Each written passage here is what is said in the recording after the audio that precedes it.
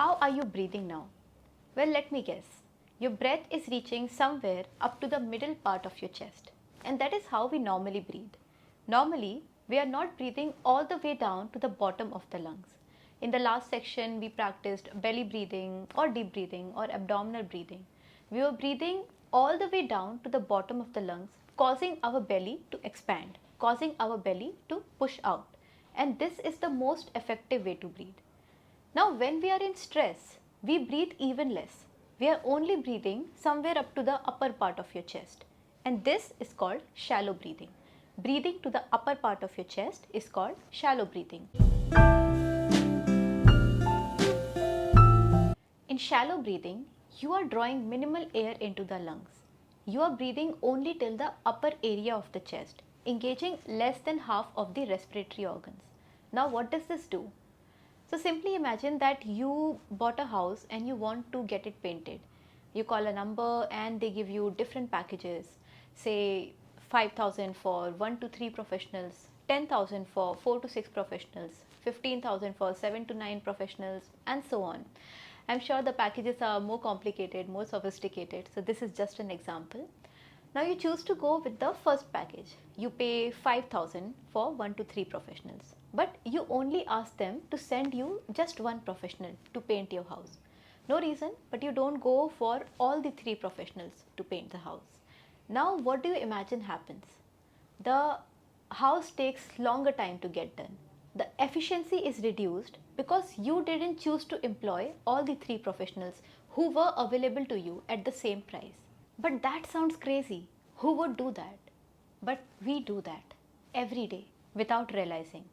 When we can utilize our respiratory organs to the fullest, when we can breathe in to the fullest to generate maximum energy, to get maximum oxygen, we choose to employ only 1/3 of that throughout the day.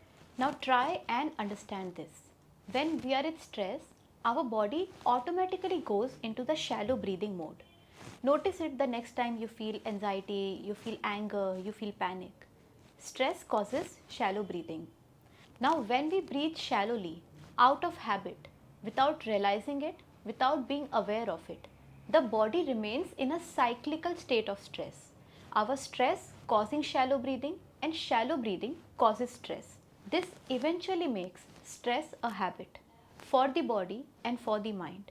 You will see some people who are constantly stressed about one thing or the other. When you ask them what they are stressed about, there might not be any solid reason. Because for them, stress has become habit. Most of the people breathe shallowly. They do it unconsciously throughout the day. But since there is no immediate danger or on the surface, breathing like this seems to do no harm, shallow breathing has become completely acceptable. Nobody warns you against this. But long-term shallow breathing can turn into panic attacks. It can lower the capacity of the body to fight against diseases. It can lower the immunity of the body. Shallow breathing is associated with high blood pressure, headaches, and a host of other serious issues. In deep breathing, we are breathing all the way down into the lungs. It causes our belly to expand with inhalation and contract with exhalation.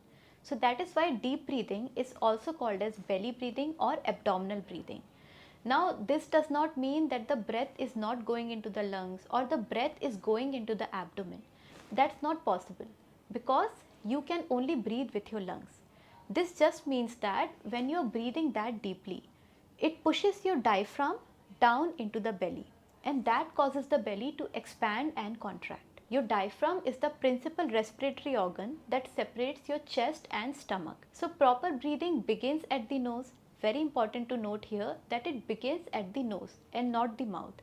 Then it goes all the way down into the lungs. This pushes the diaphragm down and increases the volume of the chest, increases the volume of the thoracic capacity.